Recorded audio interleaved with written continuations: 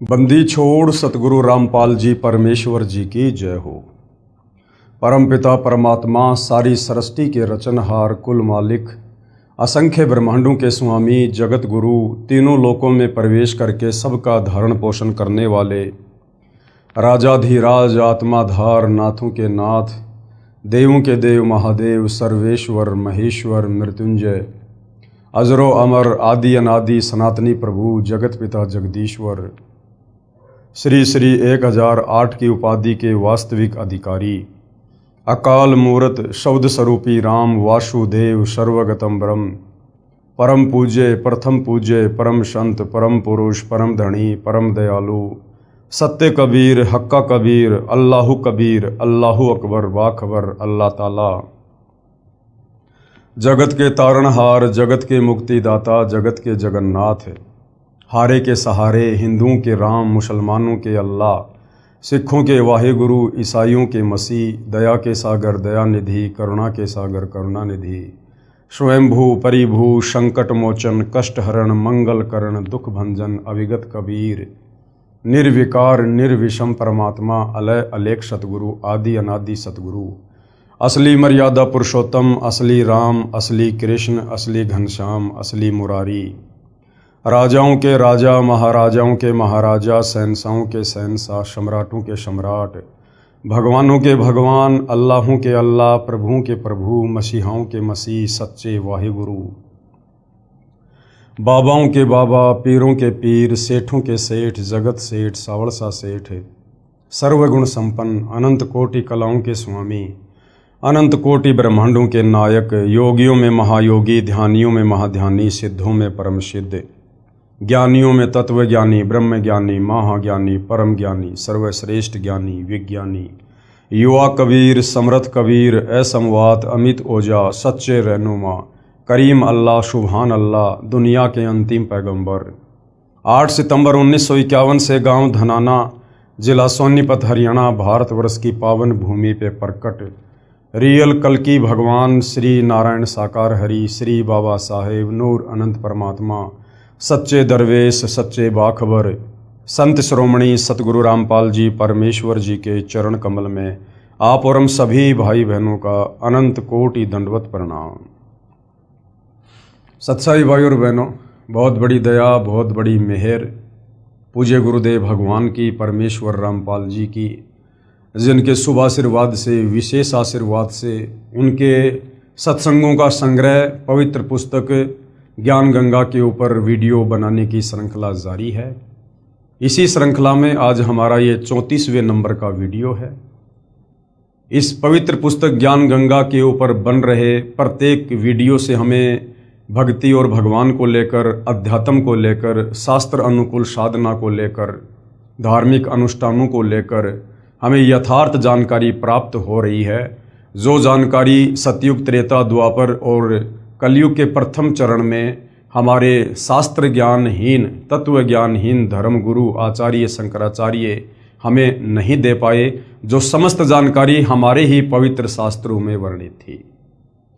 क्योंकि स्वयं कबीर परमेश्वर जी के अलावा अपने द्वारा रची गई सृष्टि को और इन धर्म शास्त्रों की यथार्थ जानकारी को और कोई नहीं दे सकता है।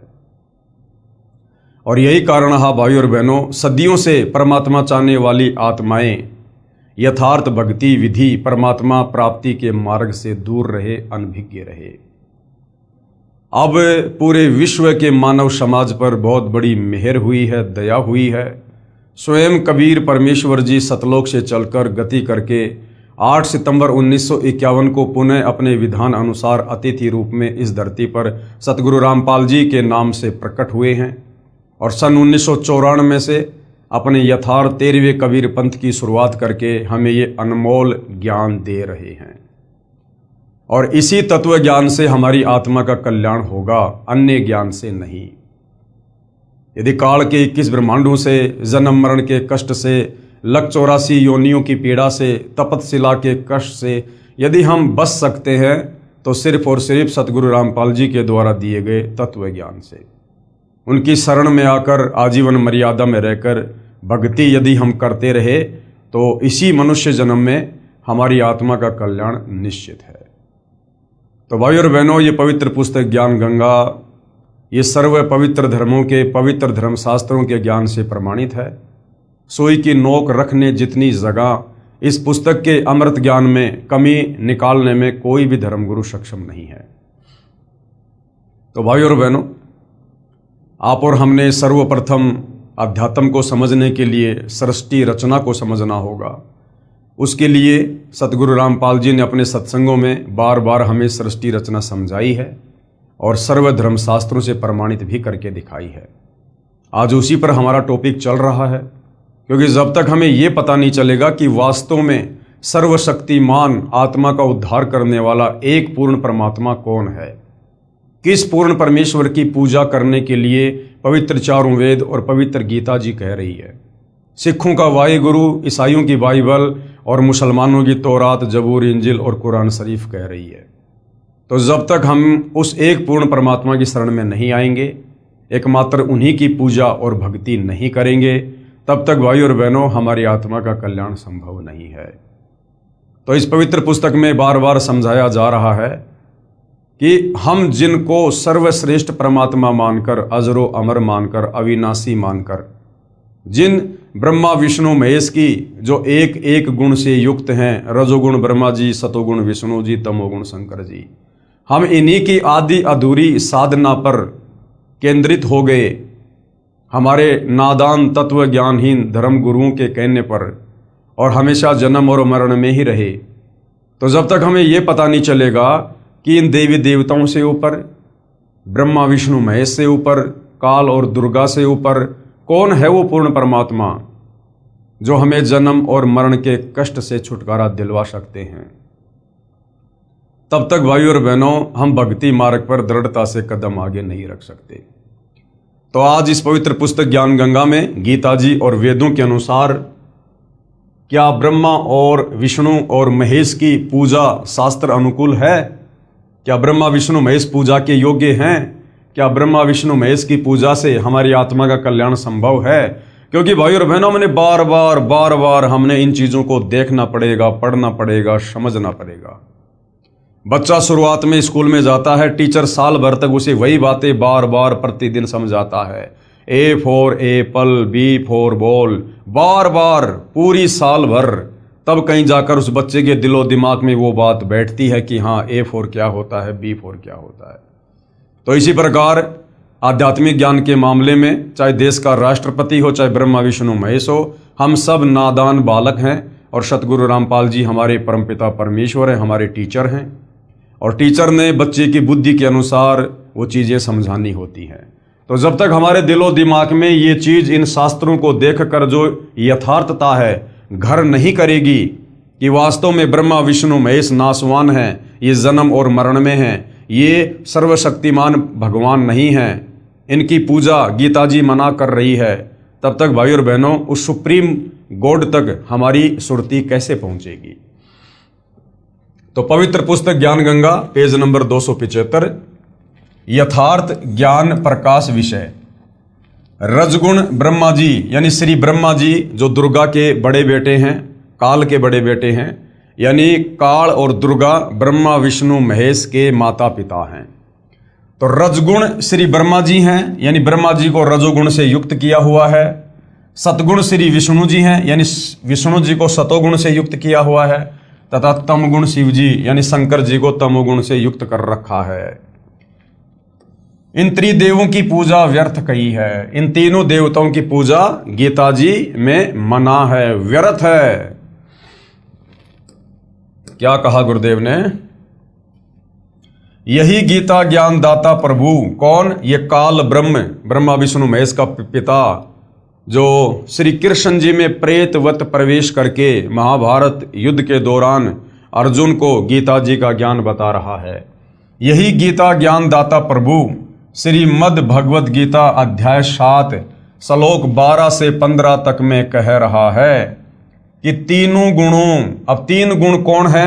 हम मार्कंडे पुराण से, देवी भागवत से हम क्लियर कर चुके हैं, समझ चुके हैं कि 3 गुण हैं, रजगुण, सतगुण, तमगुण। और यही तीनों देवता हैं, यानी ब्रह्मा जी रजोगुण से युक्त हैं, विष्णु जी सतोगुण से युक्त हैं, शंकर जी तमोगुण से युक्त हैं। चाहे 3 गुण कहो, चाहे 3 देवता कहो, चाहे ब्रह्मा विष्णु महेश कहो, क्योंकि गीता जी कोड वर्ड में है कि तीनों गुणों यानी रजगुण ब्रह्मा, सतगुण विष्णु तथा तमगुण शिव की पूजा करने वालों का ज्ञान हरा जा चुका है। यानी वो मंद बुद्धि हैं जो गीता जी को ना समझकर और ब्रह्मा विष्णु महेश को ही परमात्मा मानकर उनकी पूजा करते हैं।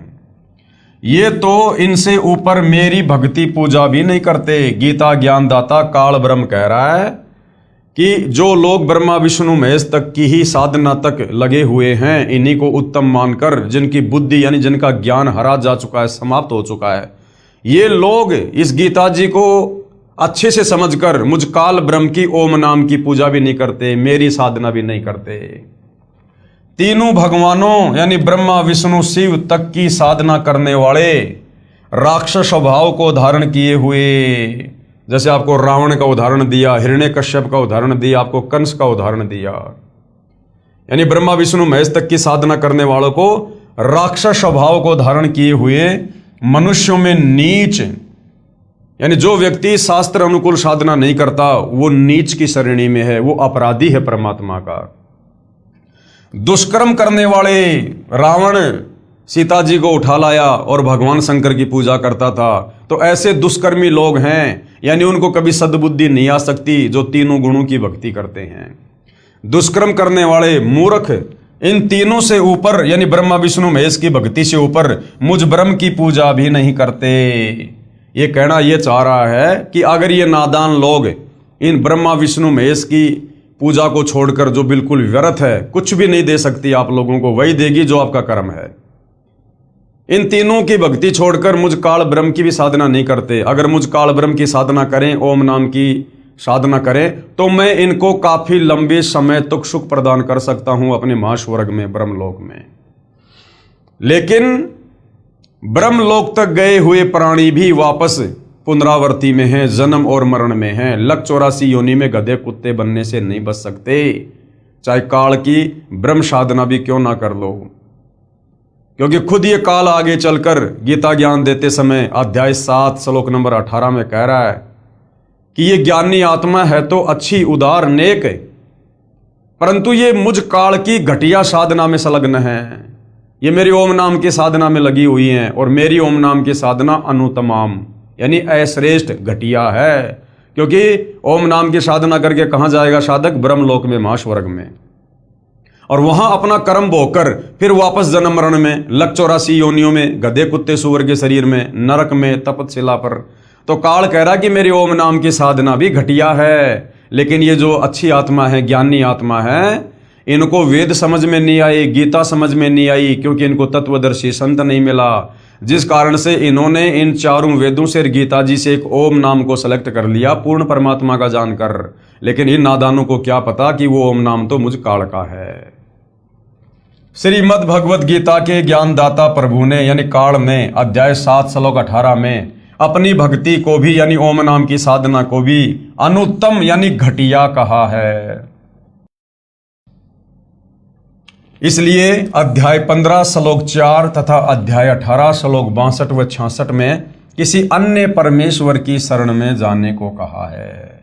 इसलिए गीता ज्ञानदाता काल ब्रह्म अपने से अन्य उस परम अक्षर ब्रह्म की, उस तत्व ब्रह्म की, कबीर परमेश्वर की शरण में जाने को अर्जुन को कह रहा है। जिस समय गीता जी का ज्ञान बोला जा रहा था, उससे पहले न तो 18 पुराण थे और न ही कोई 11 उपनिषद व 6 शास्त्र ही थे, जो बाद में ऋषियों ने अपने अपने अनुभव की पुस्तकें रची है। उस समय केवल पवित्र चारों वेद ही रूप में प्रमाणित थे और उन्हीं पवित्र चारों वेदों का सारांश पवित्र गीता जी में वर्णित है। अब आगे परमेश्वर हमें क्या समझाना चाह रहे हैं कि पुण्यात्माओं, परमात्मा की भक्ति से और भक्ति से जो लाभ होते हैं, उससे मानव समाज, भगत समाज क्यों दूर बैठा रहा? क्योंकि हमें ज्ञान कौन समझाता? जो लोग शास्त्रों को पढ़ते हैं, जिनको संस्कृत का ज्ञान था, जिनको हम विद्वान कहा करते थे, पंडित लोग, ब्राह्मण लोग, इन्होंने ठेका ले रखा था शास्त्रों को पढ़ने का और दुनिया को भक्ति के बारे में बताने का। और ये स्वयं तत्व ज्ञानहीन थे। इनको संस्कृत भाषा का ज्ञान जरूर था, लेकिन ये शास्त्रों के सार को नहीं समझ पाए, क्योंकि शास्त्रों के सार को किसी भाषा से नहीं बल्कि तत्व ज्ञान से समझा जाएगा। अब जैसे भाइयों और बहनों, आज आप और हम जितने भी सतगुरु रामपाल जी के फॉलोवर हैं, 1-2% को छोड़कर किसी को भी संस्कृत भाषा नहीं आती है, किसी को भी संस्कृत की ABCD का नहीं पता। लेकिन उसके बावजूद भी हमने सतगुरु रामपाल जी से तत्व ज्ञान लेकर इन तमाम धर्मों के तमाम धर्मशास्त्रों के गूढ़ रहस्यों को समझ लिया है, जो ये संस्कृत के विद्वान भी नहीं समझ पाए, मनु जैसे, ब्रह्मा विष्णु महेश भी नहीं समझ पाए। उस गूढ़ ज्ञान को संस्कृत में लिखे शास्त्रों से आप और हम भाई बहनों ने अपने पूज्य गुरुदेव सतगुरु रामपाल जी के आशीर्वाद से, उनके द्वारा प्रदान तत्व ज्ञान आधार से समझ लिया। तो शास्त्रों को समझने के लिए भाषा की नहीं बल्कि सच्चे गुरु की और तत्व ज्ञान की आवश्यकता है। तो आज से पहले क्या किया करते थे ये नादान पंडित, ये ब्राह्मण, ये वेदों के विद्वान जो बने हुए थे तथाकथित तौर पर, इन्होंने वेद घोट लिए, मुंह जबानी याद कर लिए इन्होंने सारे श्लोक अध्याय, और उसके बाद ये क्या करते थे, ये इकट्ठे होकर और ये शास्त्रार्थ किया करते थे। 2 पंडित आपस में बैठ जाया करते थे, आधे उसके पक्ष में आधे उसके पक्ष में, या वैसे लोग बैठ जाया करते थे। और उस समय वो जो शास्त्रार्थ किया करते थे वो संस्कृत में ज़्यादा बोला करते थे, संस्कृत में। और आम व्यक्ति जो शास्त्रार्थ को सुनने के लिए जाया करते थे, उनको बेचारों को संस्कृत आती नहीं थी, क्योंकि उस समय एक ब्राह्मण वर्ग के अलावा किसी अन्य को पढ़ने का अधिकार प्राप्त नहीं था। तो वो जो श्रोतागण थे, जिनको संस्कृत भाषा का ज्ञान नहीं था, शास्त्रों का ज्ञान नहीं था, वो कैसे निर्णय करते थे कि कौन विद्वान है कौन विद्वान नहीं है। जो सबसे ज्यादा संस्कृत बोलता रहता, एक दूसरे के ऊपर हावी हो जाता, उसको अंत में वो अनपढ़ श्रोतागण विजयी घोषित कर दिया करते थे कि वाह पंडित जी वाह, आधे घंटे से रुक ही नहीं रहा संस्कृत बोलने से। जबकि श्रोताओं को ये नहीं पता कि वो संस्कृत में गालियां दे रहा है या शास्त्रों के श्लोक बोल रहा है या अपने घर की रामायण बोल रहा है, उन्हें कुछ नहीं पता था। लेकिन जो जितना ज्यादा बोल लेता था, दूसरे पर हावी हो जाता था, उन नादान श्रोताओं के अनुसार वही विजयी हो जाता था, और वो श्रोता तालियां पीट दिया करते थे। तो इस कारण से भाइयों और बहनों, ये तथाकथित धर्म गुरु समाज में विद्वान बने रहे, और इन शास्त्रों का ज्ञान ना होने के चलते आप और हम भाई बहन मूर्ख बने रहे। अब परमेश्वर रामपाल जी ने आकर दया की है।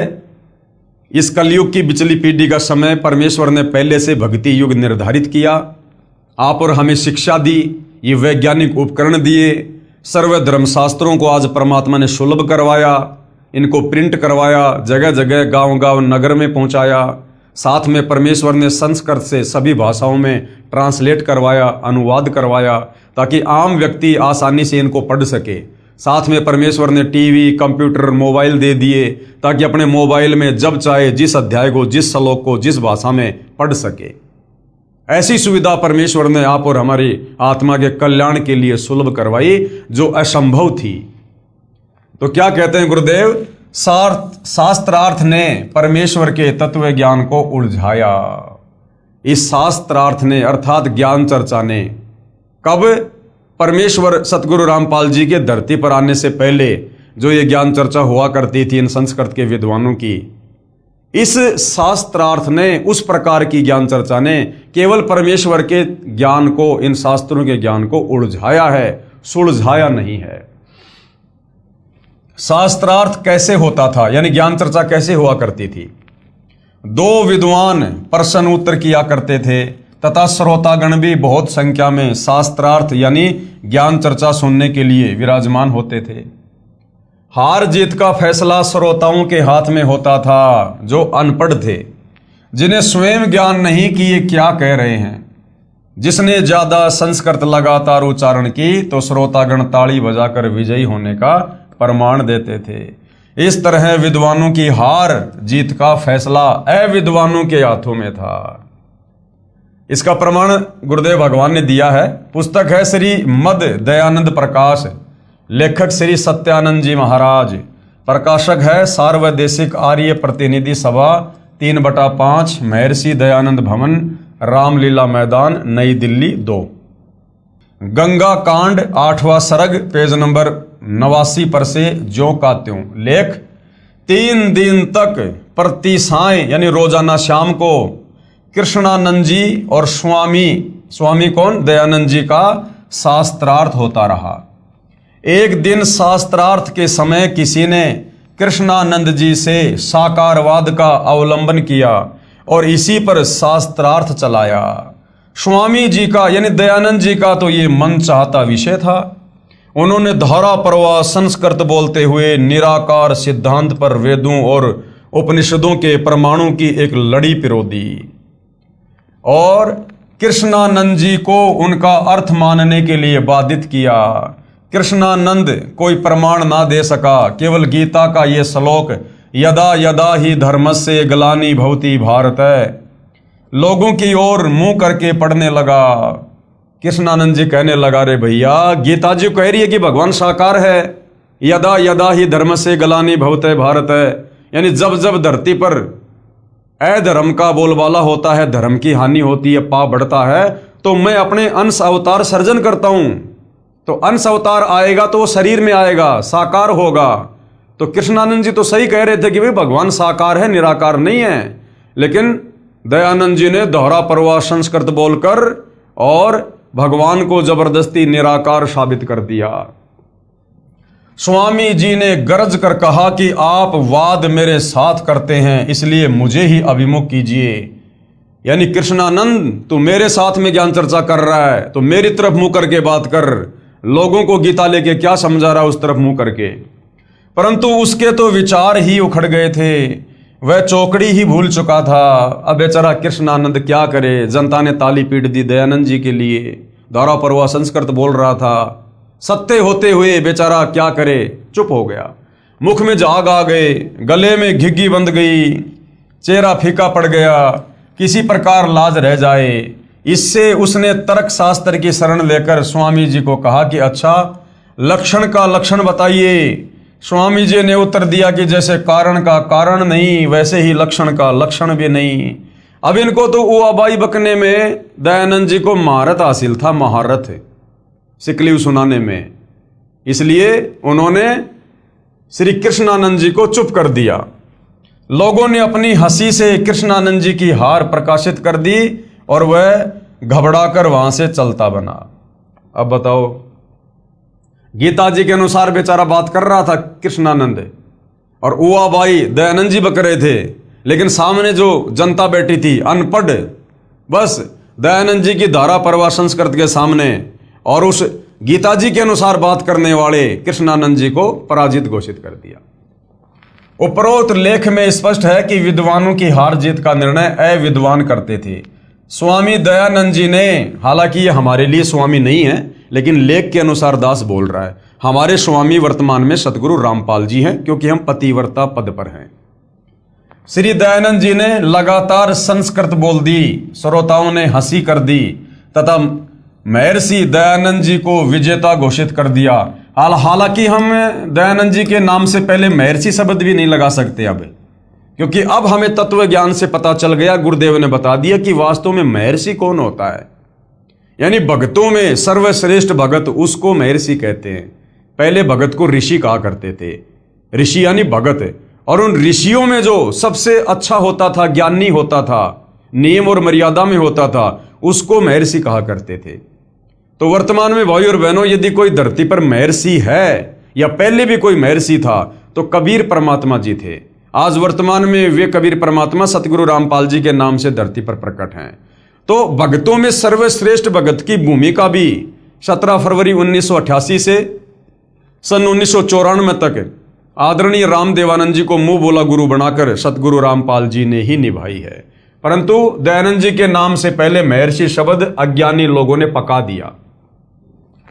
महर्षि दयानंद जी को विजेता घोषित कर दिया तथा परमात्मा निराकार मान लिया, जबकि यजुर्वेद अध्याय 1 मंत्र 15 तथा यजुर्वेद अध्याय 5 मंत्र 1 में साफ है कि परमात्मा सहशरीर है तथा साकार है। अग्ने तनुर असि विष्णवे तवा सोमस्य तनुर असि। श्री दयानंद जी संस्कृत भाषा में प्रवचन करते थे। इसका प्रमाण है सत्यार्थ प्रकाश की भूमिका पेज नंबर 8 पर।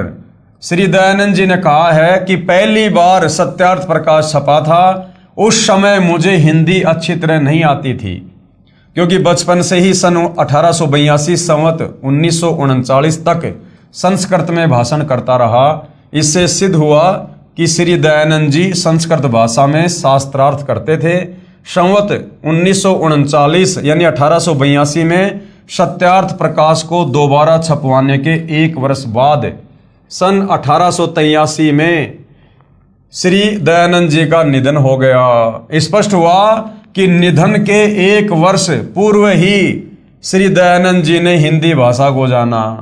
इससे पहले संस्कृत में प्रवचन यानी व्याख्यान करते थे।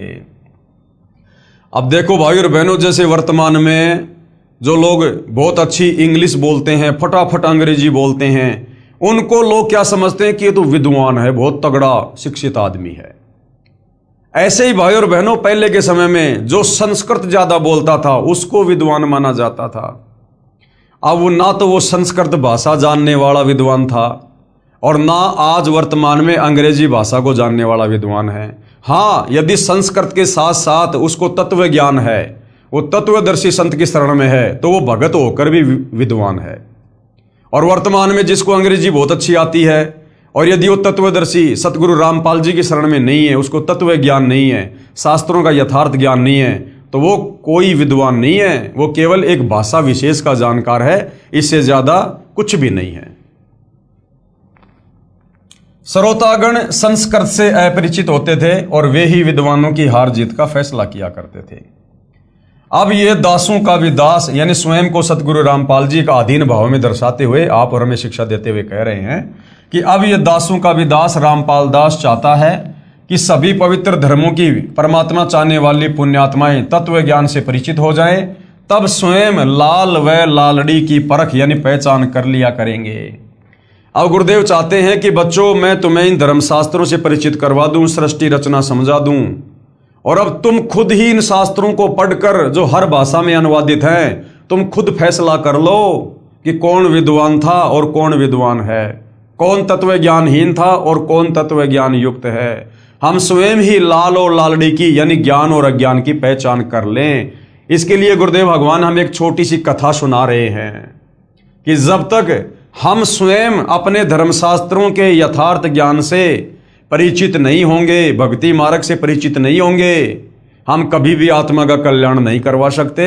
और जिस प्रकार हम सदियों से इन विशेष धर्मगुरुओं के गुलाम बनकर अपना जीवन जीते आए हैं, हम आज भी उसी प्रकार से गुलाम बने रहेंगे और काल की चक्की में पिसते रहेंगे।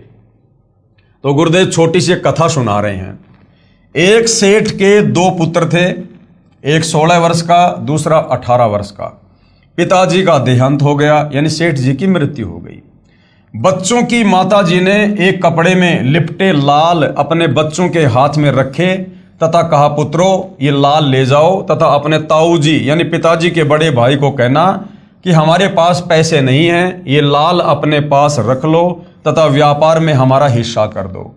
लाल क्या होते थे? जैसे बचपन में हम लोग वो खेला करते थे ना, गोलियां, कंचे बोलते हैं उनको, मोटे मोटे से कांच के, वैसा होता था, उसको लाल कहते थे। और उसकी कीमत कई लाखों में जो है वो करोड़ों में हुआ करती थी। तो जिस सेठ की मृत्यु हो गई थी, जिसके 2 बच्चे थे, उन बच्चों की माताजी ने कहा कि बच्चों ये लाल रखे मेरे पास में तुम्हारे पिताजी के समय के, और तुम ये अपने ताऊ जी के पास ले जाओ और ताऊ जी से कहो कि ताऊ जी हमारे पिताजी की मृत्यु हो चुकी है और हमारे पास कोई काम धंधा नहीं है और ये लाल हमारे पिताजी के समय के रखे हुए हैं, आप इनको ले लो और हमें भी अपने बिजनेस में पार्टनरशिप दे दो। हम अकेले बालक व्यापार नहीं कर सकते। दोनों बच्चे माताजी के दिए हुए लालों को लेकर अपने ताऊ जी के पास गए तथा जो माताजी ने कहा था वो प्रार्थना की।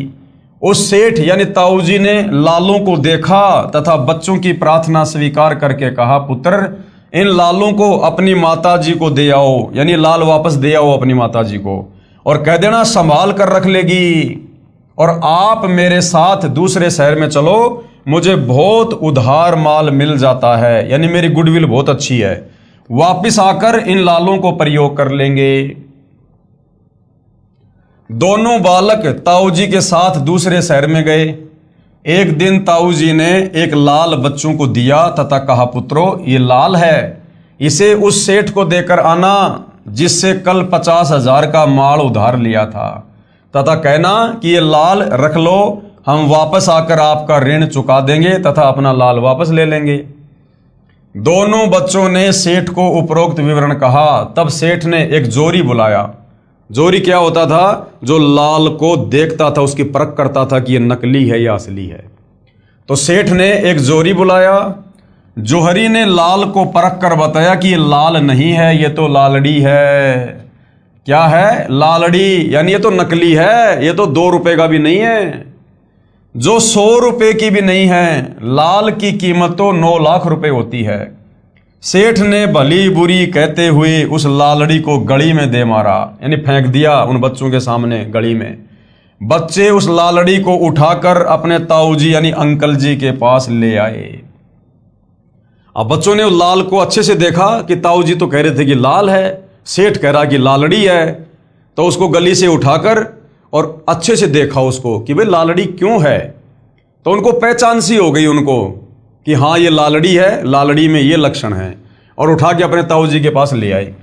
आंखों में आंसू भरे हुए सर्व वृतांत सुनाया कि एक व्यक्ति ने बताया कि ये लाल नहीं, ये तो लालड़ी है। ताऊ जी यानी अंकल जी ने कहा, पुत्र वह जोरी था और वह सही कह रहा था, ये तो वास्तव में लालड़ी है, इसकी कीमत तो 100 रुपए भी नहीं है। पुत्रो मेरे से धोखा हुआ है। अब ताऊ जी ने जानबूझकर लाल की जगह लालड़ी दे दी उन बच्चों को। ताऊ जी ने उस लालड़ी को लाल बताकर उन बच्चों को कहा था कि जाओ सेठ जी को दे आओ। ताऊ जी को तो पता था पहले भी कि लाल नहीं है, लालड़ी है, लेकिन वो ताऊ उन बच्चों को परख करवाना चाहता था, उनको उस बिजनेस में मास्टर बनाना चाहता था कि ये बच्चे कहीं आगे चलकर लेन देन में लाल और लालड़ी की पहचान में धोखा ना खा जाएं।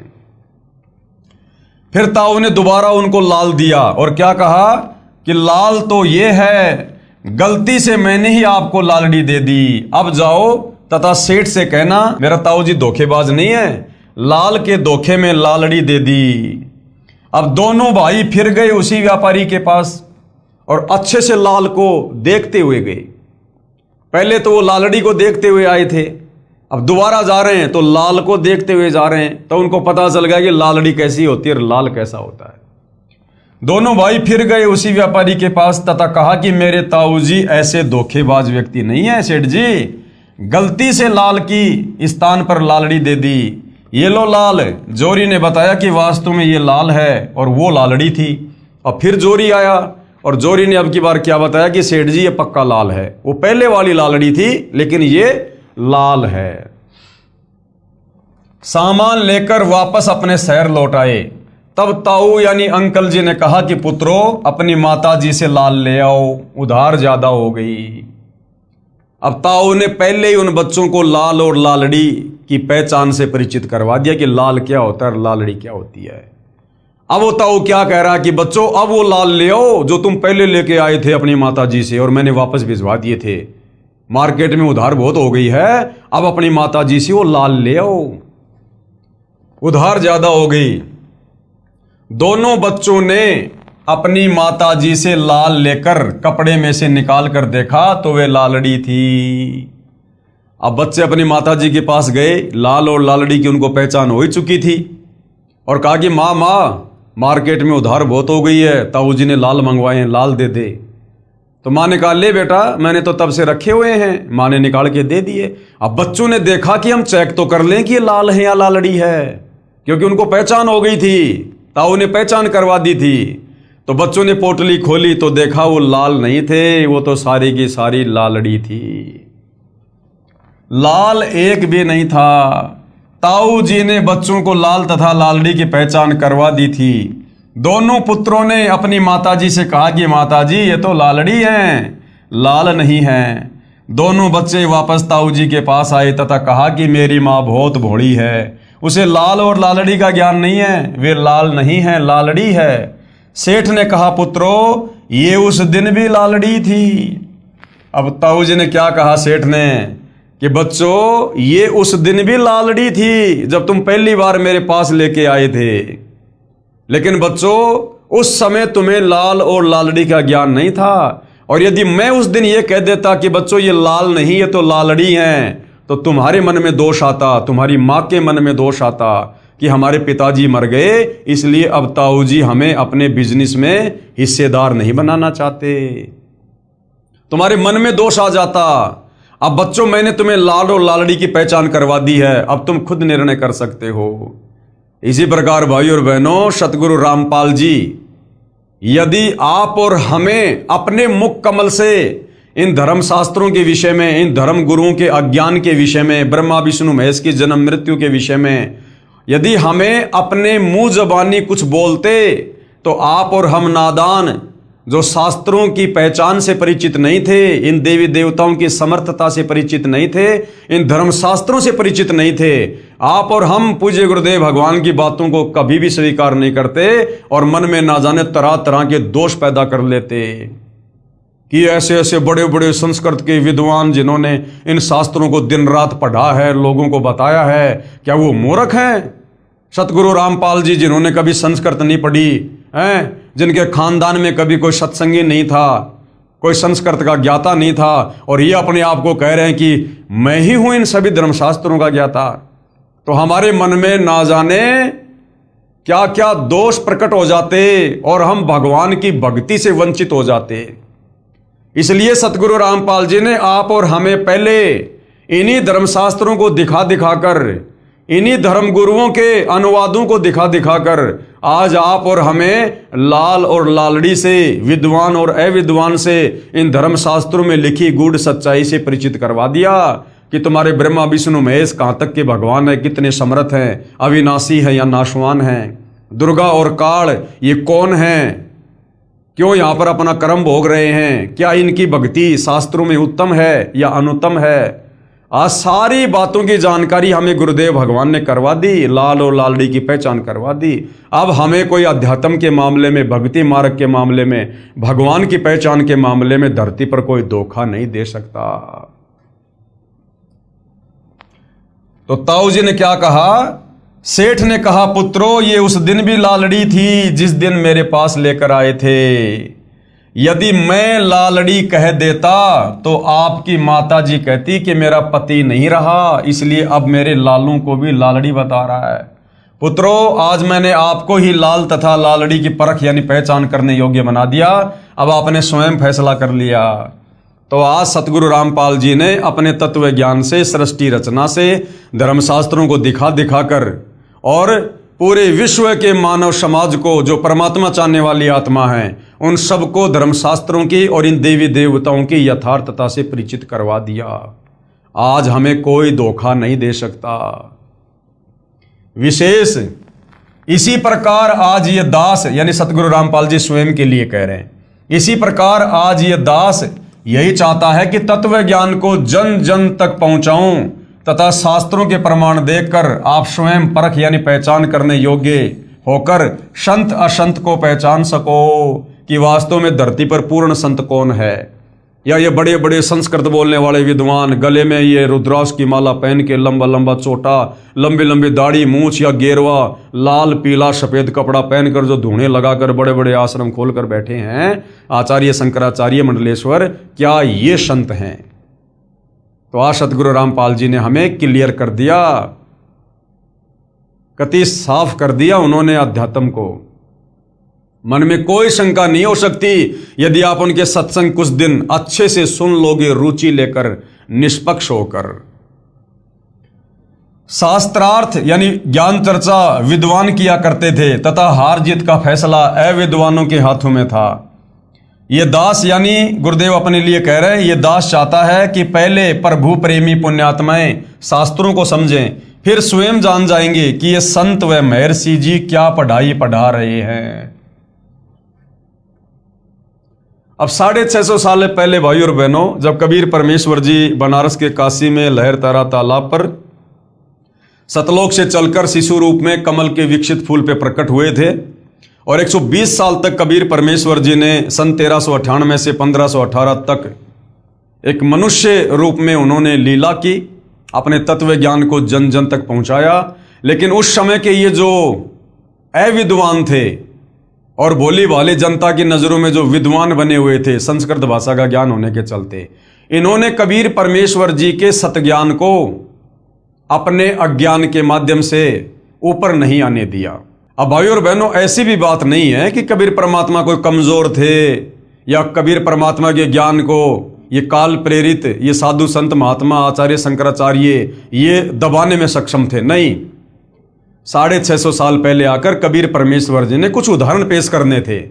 650 साल पहले का समय मोक्ष का प्राइम टाइम नहीं था, इसलिए परमात्मा ने अपनी शक्ति का प्रयोग नहीं करना था। केवल परमेश्वर ने एक उदाहरण पेश करके जाना था बस, कि जो ज्ञान उन्होंने 650 साल पहले दिया एक अनपढ़ की भूमिका करते हुए, आज वही ज्ञान सर्वधर्मों के सर्वधर्म शास्त्र व्याख्यान कर रहे हैं, समर्थन दे रहे हैं कि हां, कबीर परमेश्वर जी ने 650 साल पहले जो ज्ञान दिया था अपनी कबीर वाणी में, आज सभी धर्मों के सभी धर्मशास्त्र उसी ज्ञान का समर्थन कर रहे हैं। हमारे धर्मशास्त्रों में वो बातें जो कि त्यों लिखी है भक्ति और भगवान के विषय में। तो 650 साल पहले कबीर परमेश्वर जी एक अनपढ़ व्यक्ति की भूमिका कर रहे थे, अनपढ़ संत की भूमिका में थे। हालांकि उन्हें कोई संत नहीं माना करता था, लेकिन वो तो कबीर परमेश्वर जी की पावर थी, उनके ज्ञान की पावर थी, जो मजबूरन लोगों ने मानना पड़ा। लेकिन जो ये तथा कथित जो शास्त्री थे, पंडित थे, जो विद्वान थे, धर्मगुरु थे, आध्यात्मिक क्षेत्र में जो लोगों का मार्गदर्शन किया करते थे, उन्हीं को पंडित और ब्राह्मण कहते हैं। जाति वालों से कोई संबंध नहीं है। तो इन लोगों ने अपनी अटपट करके और उस समय की जो अनपढ़ जनता थी उस अनपढ़ता का फायदा उठाकर और इन्होंने हमेशा कबीर परमेश्वर जी के ज्ञान को छोटा साबित करने का प्रयास किया। और उस समय एक महर्षि सर्वानंद जी थे, जो अपने आप को तमाम शास्त्रों का ज्ञाता मानते थे, संस्कृत के बड़े विद्वान कहलाते थे, और उन्होंने कबीर परमेश्वर जी के साथ में शास्त्रार्थ किया। हालांकि आगे चलकर वो कबीर जी के शिष्य बन गए, फिर उन्होंने अपनी हार स्वीकार कर ली थी। लेकिन जिस समय सर्वानंद जी का और कबीर परमेश्वर जी का शास्त्रार्थ हो रहा था, वो किस आधार पर हो रहा था?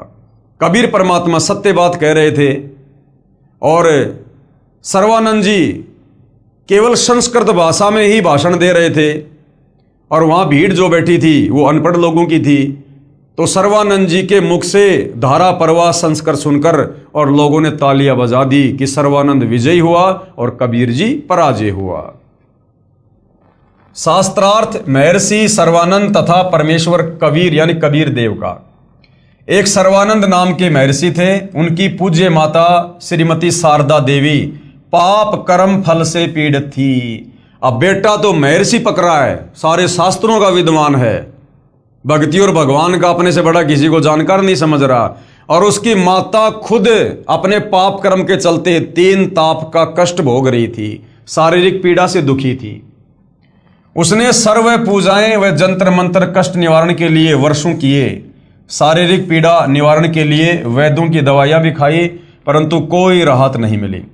उस समय के महर्षियों से उपदेश भी प्राप्त किया, परंतु सर्व महर्षियों ने कहा कि बेटी शारदा, ये आपका पाप कर्म दंड प्रारब्ध कर्म का है, यानी तेरे भाग्य में लिखा हुआ है और ये माफ नहीं हो सकता।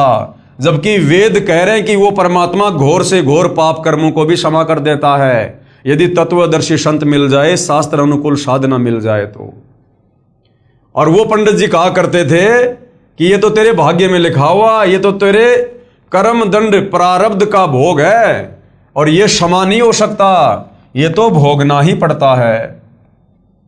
और क्या उदाहरण दिया करते थे कि भगवान श्री राम ने बाली का वध किया था, उस पाप कर्म का दंड श्री राम यानी विष्णु वाली आत्मा ने श्री कृष्ण बनकर भोगा। श्री बाली वाली आत्मा शिकारी बनी, जिसने श्री कृष्ण जी के पैर में जहरीला तीर मारकर वध किया।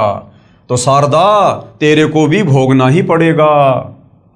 इस प्रकार गुरुजी व महंतों व संतों ऋषियों के विचार सुनकर दुखी मन से भगतमती शारदा अपना प्रारब्ध यानी पाप कर्म का कष्ट रो रो कर भोग रही थी।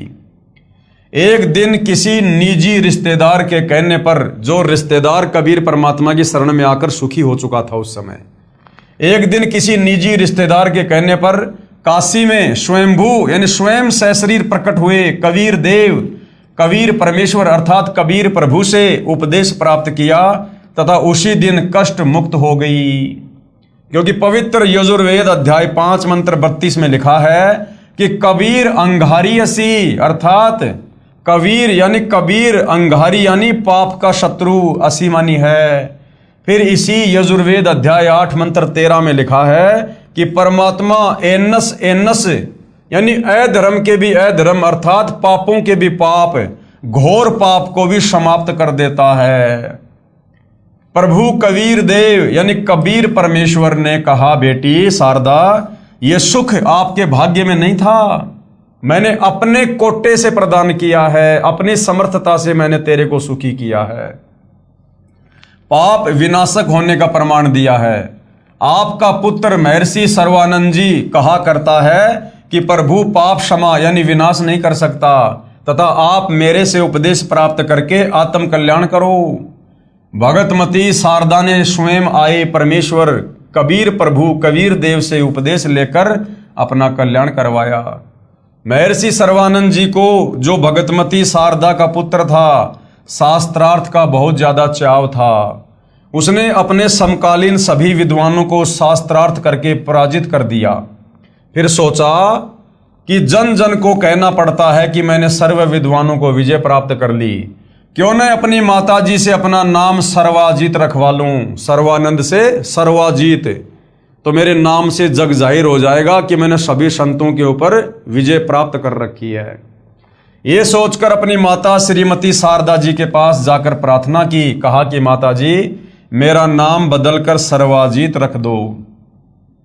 माता ने कहा कि बेटा, सर्वानंद क्या बुरा नाम है? महर्षि सर्वानंद जी ने कहा, माता जी, मैंने सभी विद्वानों को शास्त्रार्थ में पराजित कर दिया है, इसलिए मेरा नाम सर्वाजीत रख दो। माता जी ने कहा कि बेटा, एक विद्वान मेरे गुरु महाराज कबीर देव यानी कबीर प्रभु को भी पराजित कर दे, फिर अपने बेटे का नाम आते ही सर्वाजीत रख दूंगी। माता के ये वचन सुनकर श्री सर्वानंद पहले तो हंसा, फिर कहा, माता जी आप भी भोली हो, वो जुलाहा धाणक कबीर तो अशिक्षित है, उसको क्या पराजित करना, अभी गया अभी आया। महर्षि सर्वानंद जी सर्व शास्त्रों को एक बैल पर रखकर कबीर देव कबीर परमेश्वर की झोपड़ी के सामने गया। परमेश्वर कबीर जी की धर्म की बेटी कमाली कुएं पर मिली।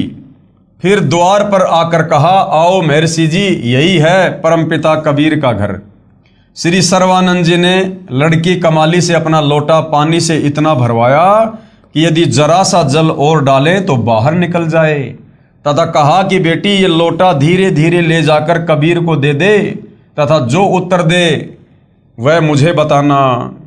लड़की कमाली द्वारा लाए लोटे में परमेश्वर कबीर यानी कबीर देव जी ने एक कपड़े सीलने वाली बड़ी सुई डाल दी, मोटी सुई। कुछ जल लोटे से बाहर निकलकर पृथ्वी पर गिर गया, तथा कहा, पुत्री, ये लोटा श्री सर्वानंद जी को लौटा दो। लोटा वापस लेकर आई लड़की कमाली से सर्वानंद जी ने पूछा कि क्या उत्तर दिया कबीर ने?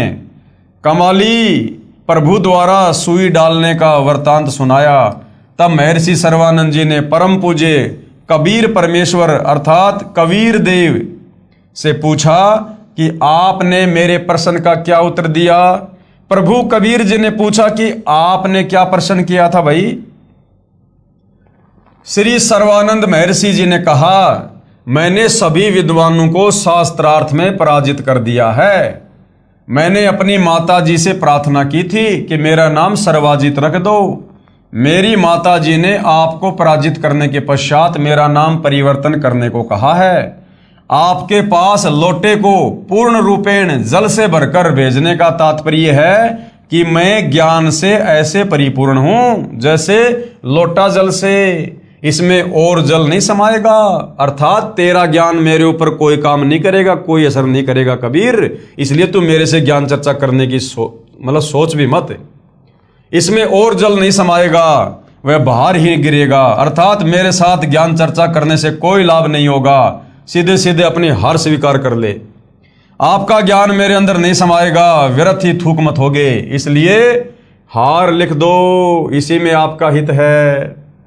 पूज्य कबीर परमेश्वर कबीर देव ने कहा कि आपके जल से परिपूर्ण लोटे में लोहे की सुई डालने का अभिप्राय है कि मेरा ज्ञान यानी तत्व ज्ञान इतना भारी यानी सत्य है कि जैसे सुई लोटे के जल को बाहर निकालती हुई नीचे जाकर रुकी, इसी प्रकार मेरा तत्व ज्ञान आपके असत्य ज्ञान यानी लोकवेद को निकालकर आपके हृदय में समा जाएगा।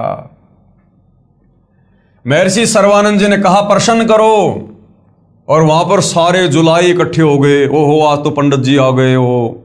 अब उस समय गुरुदेव ने बताया कोई पंडित अगर इस प्रकार से अगर शूद्रों की कॉलोनी में आ जाता था तो ऐसे इकट्ठे होकर देखते थे जैसे गांव में कोई हाथी आ गया हो, क्योंकि बहुत ज्यादा छुआछात किया करते थे, 10 कदम दूर हटके चला करते थे, जिनको आज वर्तमान में नादानी के चलते हम शूद्र जाति का नाम देते हैं। महर्षि सर्वानंद जी ने कहा प्रश्न करो, एक बहुचर्चित विद्वान को जुलाहू धानकों के मोहल्ले कॉलोनी में आया देखकर आसपास के भोले भाले अशिक्षित जुलाहे शास्त्रार्थ सुनने के लिए एकत्रित हो गए।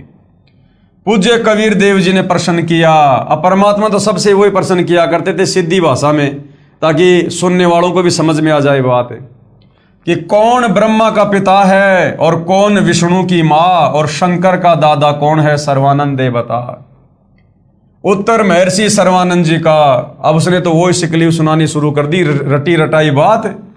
श्री ब्रह्मा जी रजोगुण हैं तथा श्री विष्णु जी सतगुण युक्त हैं तथा श्री शिव जी तमोगुण युक्त हैं। ये तीनों अजर अमर अर्थात अविनाशी हैं, सर्वेश्वर महेश्वर मृत्युंजय हैं।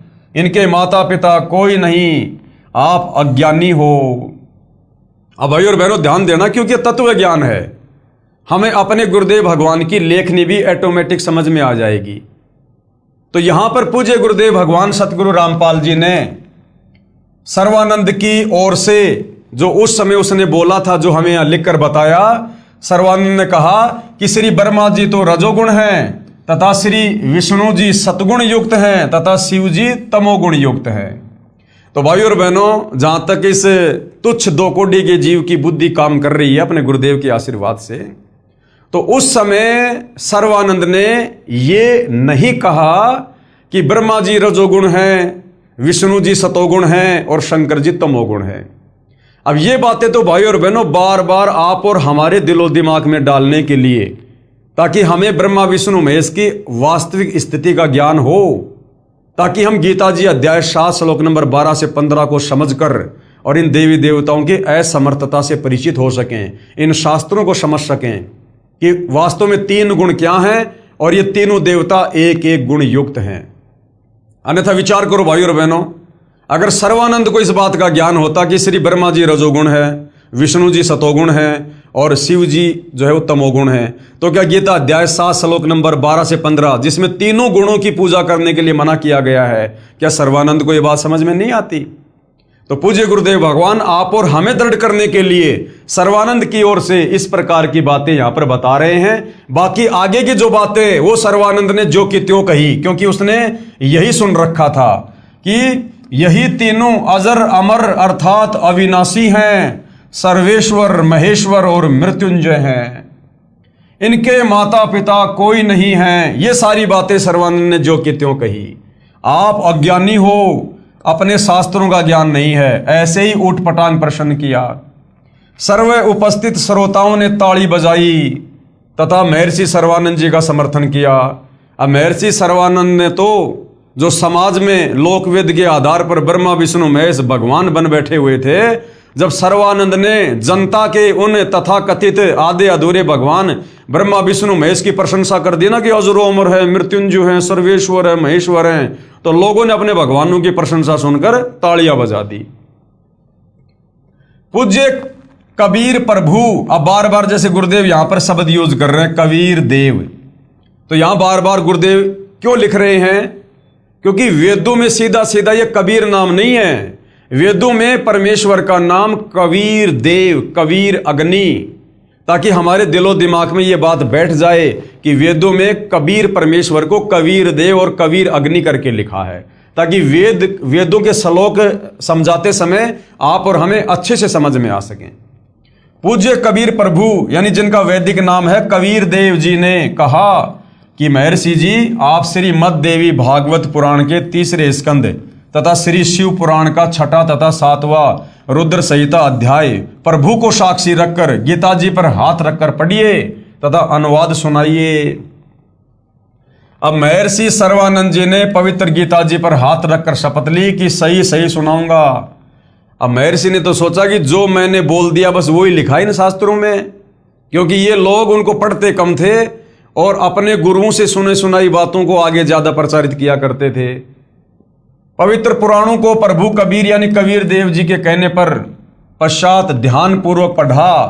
श्री शिव पुराण गीता प्रेस गोरखपुर से प्रकाशित, जिसके अनुवादक हैं श्री हनुमान प्रसाद पोदार, पेज नंबर 100 से 103 पर लिखा है कि सदाशिव अर्थात काल रूपी ब्रह्म तथा प्रकृति यानी दुर्गा के संयोग से यानी पति पत्नी व्यवहार से सतगुण श्री विष्णु जी, रजगुण श्री ब्रह्मा जी तथा तमगुण श्री शिव जी का जन्म हुआ।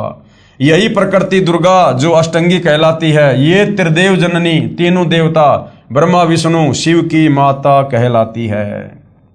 अब भाई और बहनों, ये बातें भी शास्त्र को पढ़ने के बाद सर्वानंद को उसी समय समझ में आई जब प्रभु ने अपना आशीर्वाद दिया। प्रभु ने कहा कि ध्यान से पढ़, तो परमात्मा ध्यान केंद्रित करवाते हैं, अपना आशीर्वाद देते हैं। नहीं, वो सर्वानंद इन अध्यायों को तो दिन रात पढ़ा करता था। पवित्र श्री मददेवी पुराण गीता प्रेस गोरखपुर से प्रकाशित, अनुवादक श्री हनुमान प्रसाद पोदार तथा चिमनलाल गोस्वामी, 3 स्कंद में पेज नंबर 114 से 123 तक में स्पष्ट वर्णन है कि भगवान विष्णु जी कह रहे हैं कि यह प्रकृति यानी दुर्गा हम तीनों ब्रह्मा विष्णु महेश की जननी यानी माता है। और मैंने इसे उस समय देखा था जब मैं छोटा सा बच्चा था। माता जी की स्तुति करते हुए श्री विष्णु जी ने कहा कि हे माता यानी हे माता दुर्गा, मैं यानी विष्णु ब्रह्मा तथा शिव तो नाशवान है, यानी हमारा तो जन्म और मरण होता है, हमारा तो आविर्भाव यानी जन्म तथा तिरोभाव यानी मृत्यु होती है। आप प्रकृति देवी हो। गीता अध्याय 14 श्लोक नंबर 3, 4, 5 में दुर्गा को प्रकृति भी कहा है। भगवान शंकर ने कहा कि हे माता, यदि ब्रह्मा व विष्णु आपसे उत्पन्न हुए हैं तो मैं भी शंकर आप ही से उत्पन्न हुआ, अर्थात आप मेरी भी माता हो। यानी ब्रह्मा विष्णु महेश की मां ये दुर्गा साबित हो गई। महर्षि सर्वानंद जी पहले सुने सुनाए अधूरे शास्त्र विरुद्ध ज्ञान लोकवेद के आधार पर तीनों ब्रह्मा विष्णु तथा शिव को अविनाशी व अजन्मा कहा करता था। पुराणों को पढ़ता भी था, फिर भी अज्ञानी ही था, क्योंकि ब्रह्म यानी काल पवित्र गीता जी में कहता है कि मैं सर्व प्राणियों जो मेरे 21 ब्रह्मांडों में मेरे अधीन हैं उनकी बुद्धि हूं, जब चाहूं ज्ञान प्रदान कर दूं तथा जब चाहूं अज्ञान भर दूं। उस समय पूर्ण परमात्मा के कहने के बाद काल ब्रह्म का दबाव हट गया, यानी परमात्मा जी ने सर्वानंद को सद्बुद्धि दी, तब जाकर सर्वानंद के वो अध्याय, वो बातें, वो सब कुछ समझ में आई कि हाँ, ब्रह्मा विष्णु महेश तो जन्मवान हैं, ये अविनाशी नहीं है, इनकी माँ दुर्गा है, इनका पिता काल ब्रह्म है, ये तो दुर्गा और काल के पति पत्नी वाले संयोग से उत्पन्न हुए हैं, जैसे आप और हमारे को हमारे माता पिता ने उत्पन्न किया। तब सर्वानंद के बात समझ में आई, लेकिन अहंकार वश कि कहीं मेरी बेइज्जती ना हो जाए, इस कारण से उसने सच्चाई को फिर भी स्वीकार नहीं किया।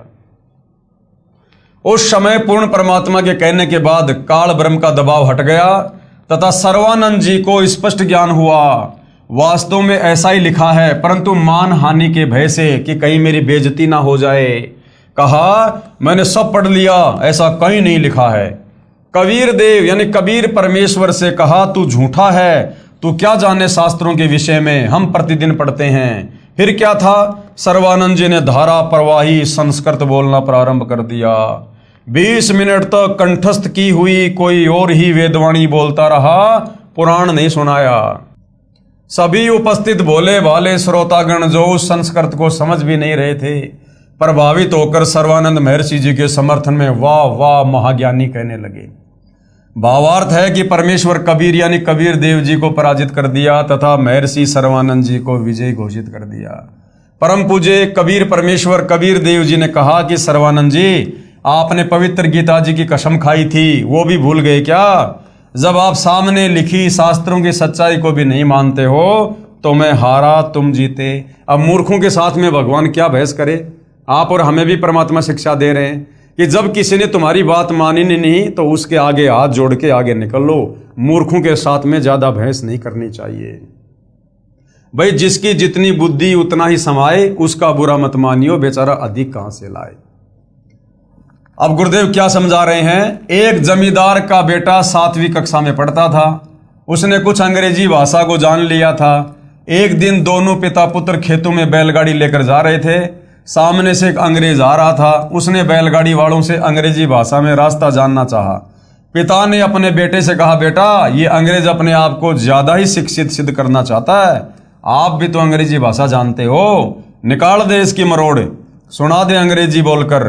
किसान के लड़के ने अंग्रेजी भाषा में बीमारी की छुट्टी के लिए प्रार्थना पत्र पूरी सुना दी। अंग्रेज उस नादान बच्चे की नादानी पर कि पूछ रहा हूं रास्ता और सुना रहा है बीमारी की छुट्टी की प्रार्थना पत्र। अपनी कार लेकर माथे में हाथ मारकर चल पड़ा कि किन मूर्खों से पाला पड़ गया। किसान ने अपने विजेता पुत्र की कमर थपथपाई तथा कहा, वाह पुत्र, मेरा तो जीवन सफल कर दिया। आज तूने अंग्रेज को अंग्रेजी भाषा में पराजित कर दिया। तब पुत्र ने कहा, पिताजी माई बेस्ट फ्रेंड यानी मेरा खास दोस्त वाली जो एप्लीकेशन थी ना वो भी मेरे को याद है। अगर वो सुना देता तो अंग्रेज कार छोड़कर भाग जाता। इसी प्रकार कबीर देव जी पूछ कुछ रहे हैं और सर्वानंद जी उत्तर कुछ दे रहे हैं। ये शास्त्रार्थ ने घर गाल रखे हैं। ऐसे थे हमारे शास्त्री, इस प्रकार से करते थे ये लोग ज्ञान चर्चा शास्त्रार्थ, जिस कारण से इन शास्त्रों की यथार्थ सच्चाई भगत समाज के बीच में नहीं पहुंच पाई। परम पूज्य कबीर परमेश्वर कबीर देव ने कहा कि सर्वानंद जी आप जीते मैं हारा। महर्षि सर्वानंद जी ने कहा, लिख कर दे दो, मैं कच्चा काम नहीं करता। परमात्मा कबीर यानी कबीर देव जी ने कहा कि ये कृपया भी आप ही कर दो, लिख लो जो लिखना है, मैं तो अंगूठा लगा दूंगा। महर्षि सर्वानंद जी ने लिख लिया कि शास्त्रार्थ में सर्वानंद विजयी हुआ तथा कबीर साहिब पराजित हुआ तथा कबीर परमेश्वर से अंगूठा लगवा लिया।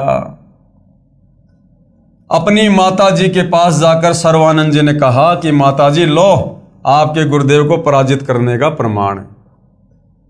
भगतमती शारदा जी ने कहा, पुत्र पढ़कर सुनाओ। जब सर्वानंद जी ने पढ़ा उसमें लिखा था कि शास्त्रार्थ में सर्वानंद पराजित हुआ तथा कबीर परमेश्वर कबीर देव विजयी हुआ। उल्टा हो गया मामला।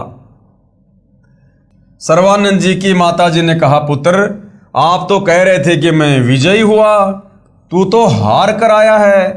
महर्षि सर्वानंद जी ने कहा, माता जी मैं कई दिनों से लगातार शास्त्रार्थ में व्यस्त था, इसलिए निंद्रावश होकर मुझसे लिखने में गलती हो गई। फिर जाता हूं तथा सही लिख कर लाऊंगा। माता जी ने शर्त रखी थी कि विजयी होने का कोई लिखित प्रमाण देगा तो मैं मानूंगी, मौखिक नहीं। महर्षि सर्वानंद जी दोबारा गए तथा कहा कि कबीर साहब मेरे लिखने में कुछ गलती रह गई है, दोबारा लिखना पड़ेगा। साहिब कबीर जी ने कहा कि फिर लिख लो। सर्वानंद जी ने फिर लिखकर अंगूठा लगवाकर माता जी के पास आया तो फिर उल्टी बात हो गई। कहना चाह रहा था कि मैं विजयी हो गया और मुंह से बोला जा रहा है उसमें लिखा हुआ है कि सर्वानंद पराजित हुआ और कबीर साहिब विजयी हुए। कहा, माता जी मैं फिर जाता हूं। तीसरी बार लिख कर लाया तथा मकान में प्रवेश करने से पहले पढ़ा, ठीक लिखा था। सर्वानंद जी ने उस लेख से दृष्टि नहीं हटाई, यानी उस कागज पे निगाहें टिका के रखी कि हो क्या जाता है, तथा चलकर अपने मकान में प्रवेश करता हुआ कहने लगा कि माताजी सुनाओ, नजर कागज पर और कह रहा कि माताजी सुनाओ। ये कहकर पढ़ने लगा तो उसकी आंखों के सामने अक्षर बदल गए। तीसरी बार फिर यही प्रमाण लिखा गया कि शास्त्रार्थ में सर्वानंद पराजित यानी हार गया तथा कबीर साहिब विजयी हुए। सर्वानंद बोल नहीं पाया, आंखों के सामने अक्षर उछल उछल कर दूसरी जगह सेट हो रहे हैं। तब माताजी ने कहा, पुत्र बोलता क्यों नहीं, पढ़कर सुना क्या लिखा है। माता जानती थी कि नादान पुत्र पहाड़ से टकराने जा रहा है।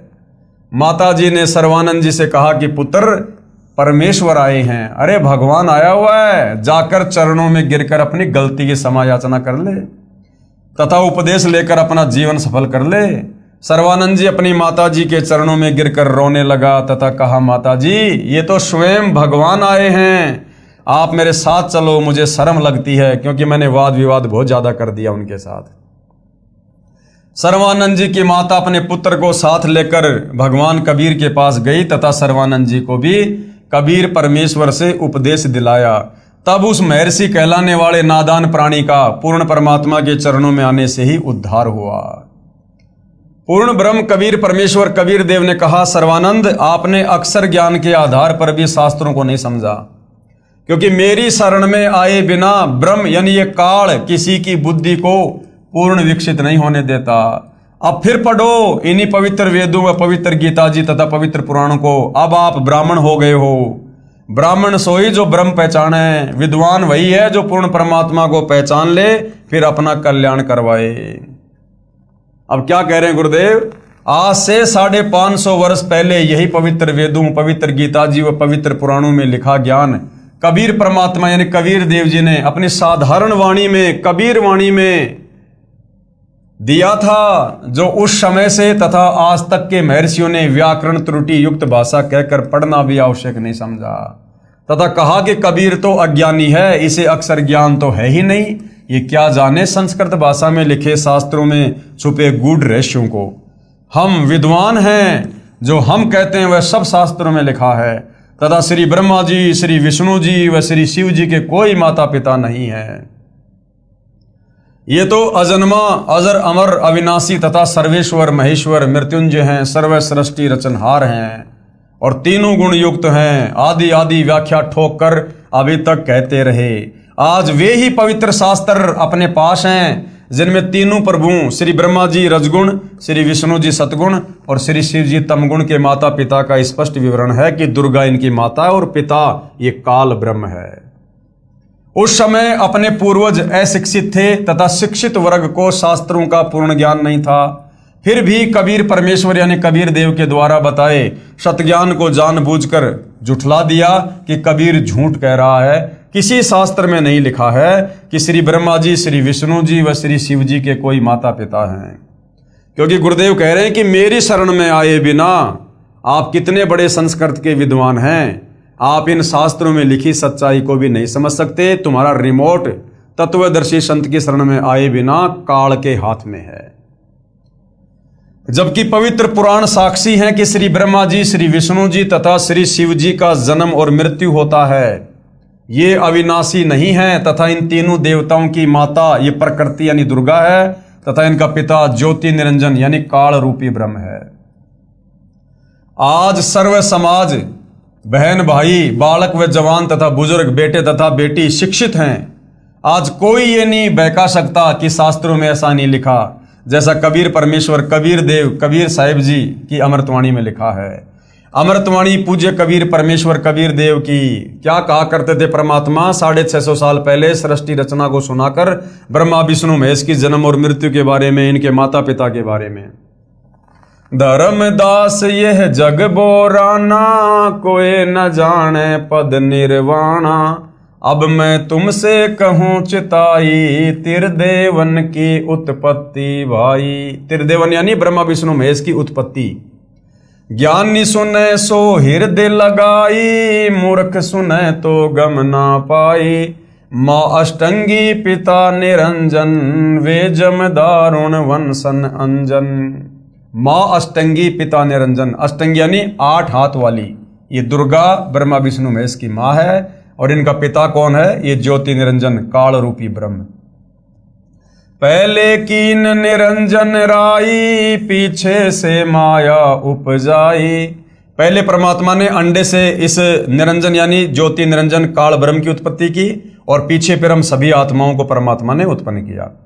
धर्म राय की न्या भोग विलासा, माया को रही तब आशा, 3 पुत्र अष्टंगी जाए, ब्रह्मा विष्णु शिव नाम धराए।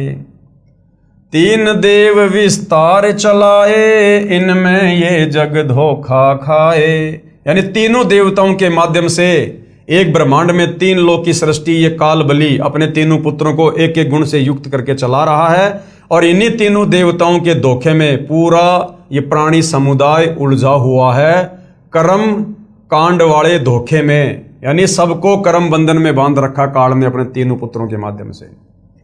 3 लोक अपने सुत दीन्या, सुन निरंजन बासालीन्या। अपने तीनों पुत्रों को 3 लोक दे दिए, तीनों लोकों में एक एक डिपार्टमेंट का अधिकारी बना दिया। रजगुण ब्रह्मा को, और शतगुण का विष्णु को, तमगुण का शंकर को, और फिर ये निरंजन काल स्वयं अपने 21वें ब्रह्मांड में जाकर बैठ गया। अलख निरंजन सुन ठिकाना, ब्रह्मा विष्णु शिव भेद न जाना। इन ब्रह्मा विष्णु महेश को भी अपने पिता इस ज्योति निरंजन इस ब्रह्म के विषय में नहीं पता, ये कहाँ रहता है, क्या करता है। अलख निरंजन बड़ा बटपारा, ये बड़ा ठग है काल। 3 लोक जीव कीन आहारा, और तीनों लोकों में प्रतिदिन 1 लाख मानव शरीरधारी आत्माओं के सूक्ष्म शरीर को तपस्या पे भून भून के खाता है। ब्रह्मा विष्णु शिव नहीं बचाए, सकल खाए पुन धूर उड़ाए। ब्रह्मा विष्णु महेश को भी नहीं छोड़ता ये। जब इनके पद समाप्त हो जाते हैं फिर ये कर्म आधार से लक 84 में जाते हैं। फिर कभी इनको मनुष्य जन्म मिलता है, और मनुष्य जन्म में यदि इनको तत्वदर्शी संत नहीं मिला तो ये भी तपस्या पर इसी प्रकार से जाएंगे और काल इनको भी खाएगा। तिनके सुत हैं तीनों देवा, आंधर जीव करत हैं सेवा। तिनके सुत है तीनों देवा, ये दुर्गा और काल के बेटे हैं तीनों देवता ब्रह्मा विष्णु महेश। और आंधर जीव यानी ये अंधे ज्ञानहीन प्राणी इन्हीं की पूजा करते हैं। गीता अध्याय 7 श्लोक नंबर 12 से 15 कि जिनकी बुद्धि ब्रह्मा विष्णु महेश तक सीमित है, जो इससे ऊपर और किसी को पूजना नहीं चाहते, वे राक्षस स्वभाव को धारण किए हुए मनुष्यों में नीच दूषित कर्म करने वाले मूर्ख। ये गीता ज्ञानदाता इनका पिता कहता है कि मेरी भी भक्ति ना करते। तो परमात्मा 650 साल पहले कहा करते थे कि आंधर जीव करत हैं सेवा। जिनको तत्व ज्ञान नहीं, जिनको शास्त्रों का ज्ञान नहीं, वो ज्ञानहीन नेत्रहीन लोग और ब्रह्मा विष्णु महेश को ही भगवान मानकर पूजते हैं। तीनों देव और अवतारा, ताको भजे सकल संसारा। ये पूरा संसार 3 लोक के प्राणी इन तीनों देवता ब्रह्मा विष्णु महेश को और इन्हीं देवी देवताओं को भगवान मानकर पूज रहे हैं तत्व ज्ञान के अभाव में। तीनों गुण का ये विस्तारा, धर्मदास मैं कहूं पुकारा। तीनों गुणों की भक्ति में भूल पड़ो संसार। और कहे कबीर निज नाम बिन कैसे उतरो। और निज नाम कहाँ मिलेगा? तत्वदर्शी संत के पास मिलेगा, जो स्वयं कबीर परमात्मा ही बनकर आते हैं। उपरोक्त अमृतवाणी में परमेश्वर कबीर साहिब जी अपने निजी सेवक श्री धर्मदास साहिब जी को कह रहे हैं कि धर्मदास ये सर्व संसार तत्व ज्ञान के अभाव से विचलित है। किसी को पूर्ण मोक्ष मार्ग तथा पूर्ण सृष्टि रचना का ज्ञान नहीं। कल के वीडियो में हमने देखा ब्रह्मा विष्णु महेश को भी एक ब्रह्मांड का पूरा ज्ञान नहीं है। अब बताओ सारी सृष्टि की रचना का ज्ञान भला फिर किसको? काल गीता में कहता कि अर्जुन यहां विचार काल में मैं भी तुझे समस्त सृष्टि की रचना का ज्ञान नहीं बता सकता, मुझे भी इसके आदि और अंत का नहीं पता। अर्थात गीता ज्ञानदाता काल ब्रह्म 21 ब्रह्मांड का स्वामी, इसको भी सृष्टि रचना का कंप्लीट ज्ञान नहीं। तो आज भाइयों और बहनों, यदि सतगुरु रामपाल जी हमें कंप्लीट सृष्टि रचना सुना रहे हैं और इन सभी धर्मशास्त्रों से प्रमाणित कर रहे हैं, तो भाइयों और बहनों ये कॉमन सेंस की बात है कि सतगुरु रामपाल जी कौन है। 21 ब्रह्मांड के कोई प्राणी नहीं है। जब 21 ब्रह्मांड के भगवान काल ब्रह्म को भी ज्ञान नहीं सृष्टि रचना का, तो इसके अधीन प्राणियों को कहां होगा? तो फिर सतगुरु रामपाल जी कौन है जो 21 ब्रह्मांड में आके कंप्लीट ज्ञान दे रहे हैं, जो काल को भी नहीं है? तो ये स्वयं कबीर परमात्मा है, कबीर भगवान है। इसलिए मैं आपको मेरे द्वारा रची सृष्टि की कथा सुनाता हूं। बुद्धिमान व्यक्ति तो तुरंत समझ जाएंगे, परंतु जो सर्व परमाणु को देखकर भी नहीं मानेंगे तो वे नादान प्राणी काल प्रभाव से प्रभावित है, वे भक्ति योग्य नहीं है। अब मैं बताता हूं तीनों भगवानों ब्रह्मा जी, विष्णु जी तथा शिव जी की उत्पत्ति कैसे हुई, यानी इनका जन्म कैसे हुआ। इनकी माता जी तो अष्टंगी यानी दुर्गा है तथा पिता ज्योति निरंजन यानी ब्रह्म काल है। पहले ब्रह्म की उत्पत्ति अंडे से हुई, फिर दुर्गा की उत्पत्ति हुई। दुर्गा के रूप पर आसक्त होकर काल ब्रह्म ने गलती की, छेड़छाड़ की, तब दुर्गा यानी प्रकृति ने इसके पेट में शरण ली। मैं वहां गया जहां ज्योति निरंजन काल था। तब भवानी को ब्रह्म के उदर से यानी काल के पेट से निकालकर 21 ब्रह्मांड समेत 16 संकोश की दूरी पर भेज दिया। ये सृष्टि रचना को समझना बहुत जरूरी है। जब तक सृष्टि रचना को नहीं समझेंगे हमें शास्त्र समझ में नहीं आएंगे। ज्योति निरंजन ने प्रकृति देवी यानी दुर्गा के साथ भोग विलास किया। इन दोनों के संयोग से तीनों गुणों श्री ब्रह्मा जी, श्री विष्णु जी तथा श्री शिव जी की उत्पत्ति हुई। इन्हीं तीनों गुणों रजगुण ब्रह्मा जी, सतगुण विष्णु जी, तमगुण शिव जी की ही साधना करके सभी प्राणी काल जाल में फंसे हैं। जब तक वास्तविक मंत्र नहीं मिलेगा पूर्ण मोक्ष कैसे होगा। तो भाई और बहनों, पूज्य गुरुदेव भगवान ने अपनी पवित्र पुस्तक ज्ञान गंगा में सर्व धर्म शास्त्रों का निष्कर्ष निकालकर नींबू की तरह निचोड़ कर, जैसे होता है ना कि ये गन्ने का जूस बनाने वाले होते हैं और किस प्रकार से उस गन्ने को बार बार तोड़ के मरोड़ के मशीन में दे दे के उसका सारा जूस निकाल लेते हैं और जो वो कचरा होता है उसको फेंक देते हैं। उस कचरे में एक टपका भी आपको रस नहीं मिलेगा कि कोई चींटी भी उसको अपना भोजन बना ले। इसी प्रकार सतगुरु रामपाल जी ने गन्ने के छिलकों की तरह इन धर्म शास्त्रों का जो निष्कर्ष है, जो निचोड़ है, जो सार है, वो अपने सत्संगों में डाल दिया, अपने द्वारा लिखित ज्ञान गंगा जैसी पवित्र पुस्तकों में डाल दिया। अब इन पुस्तकों को पढ़े बिना, पूज्य गुरुदेव भगवान परमेश्वर रामपाल जी के सत्संगों को सुने बिना, और ये सुनने पड़ेंगे भाई और बहनों धैर्य के साथ, निष्पक्ष भाव से। आप भूल जाओ कि सतगुरु रामपाल जी के लिए लोग क्या कह रहे हैं, धर्मगुरु क्या कह रहे हैं, सतगुरु रामपाल जी किस जाति में हैं, किस धर्म में हैं, वो पढ़े लिखे हैं या नहीं है। भूल जाओ आप इन बातों को। ये परमात्मा के ऊपर कोई बात लागू नहीं होती है। परमात्मा सर्वज्ञ है, सर्वेश्वर है, महेश्वर है। उन्हें पढ़ने लिखने की जरूरत नहीं है। उन्हें किसी की भाषा समझने के लिए, किसी के मन की बात समझने के लिए उन्होंने कोई पढ़ाई लिखाई करने की जरूरत नहीं है। जिस परमेश्वर ने सर्व सृष्टि की रचना की है, सर्व प्राणियों की उत्पत्ति की है, 184 योनि में सर्व जीव जंतुओं की, पशु पक्षियों की उत्पत्ति की है, वो परमेश्वर तो उन पशु पक्षियों के मन की बात को भी जानता है, उनकी भाषा को भी समझता है। कहते हैं चींटी पायल बाजे पैर, साहिब सुनता है सब लहर। अंतर्यामी एक तुम आत्म के आधार, जो तुम छोड़ो हाथ तो मैं कौन उतारे पार। तो भाई और बहनों, जब तक हम सतगुरु रामपाल जी के सत्संगों को निष्पक्ष होकर नहीं सुनेंगे या उनके द्वारा लिखित पुस्तकों को धैर्य से नहीं पढ़ेंगे, हम इस अनमोल मनुष्य जीवन को बर्बाद करके चले जाएंगे। और एक बार यदि ये मनुष्य जीवन हाथ से छूट गया, फिर हमारे हाथ में कुछ नहीं है। फिर हम काल के रिमोट से चलेंगे, हम फिर काल के अधीन हैं। और एक बार ये काल मनुष्य जन्म छूटते ही तुरंत सीधा 184 योनि में डालेगा। उसके बाद ये निश्चित हो जाता काल कि अब 184 योनि में अब ये तत्वदर्शी संत की शरण में आने योग्य नहीं है, अब ये यहां से पार होने योग्य नहीं है, क्योंकि अब ये 184 योनि में चला गया लंबे समय के लिए कर्मदंड भोगने हेतु। और गधे कुत्ते सुअर को कितना ही समझाओ, कितना ही पढ़ाओ, उनकी समझ में नहीं आने वाला भक्ति और भगवान के विषय में। तो भाई और बहनों, ये जो काल है ये पैनी नजर रखकर इन जीवों पर इस समय विशेष तौर पर बैठा है, क्योंकि वर्तमान समय कलयुग की पिछली पीढ़ी का समय है। इस काल को भली भांति पता है कि मैंने ही कबीर परमात्मा जी से वचन लिया था कि 3 युगों में कम लेके जाना, चौथे युग कलयुग में जितने मर्जी ले जाना। तो इसको पता है कि वो परमात्मा इस समय धरती पर आएगा और इन जीव आत्माओं को तत्व ज्ञान देकर, सृष्टि रचना बताकर, धर्मशास्त्रों की सच्चाई बताकर जो मैंने छुपा दी है, जो मैंने अज्ञान प्रचार मेरे काल दूतों के माध्यम से, महर्षियों के माध्यम से, शंकराचार्यों के माध्यम से मैंने करवा रखा है, उस अज्ञान का नाश अपने तत्व ज्ञान से करके अपनी आत्माओं को समझाकर सतलोक ले जाएगा। मेरा भोजन यहां से निकाल कर ले जाएगा। तो अब इसको विशेष चिंता बनी हुई है। तो अब ये अज्ञान फैलाने की कोशिश करेगा। इसने पूरा काम सेट कर दिया। इसने दुनिया भर के धर्म बना दिए। आप और हम इंसानों को जातियों में बांट दिया। अरे जबकि गधे की कोई जाति नहीं, कुत्ते की कोई जाति नहीं, अन्य जानवरों की कोई जाति नहीं, उनमें कोई धर्म नहीं, उनमें कोई समुदाय नहीं, और हम इंसानों को जातियों में बांट दिया, धर्मों में बांट दिया, अलग अलग हमारी जो है किताबें बनवा दी। हम अपने अपने धर्म को, अपने अपने शास्त्रों को सर्वश्रेष्ठ मानकर आपस में लड़ रहे हैं, झगड़ रहे हैं, मर रहे हैं, हम कट रहे हैं। क्यों? ये काल का षड्यंत्र है। क्योंकि इस समय धरती पर परमात्मा ने तत्वदर्शी संत के रूप में अनाथार आ चुके हैं।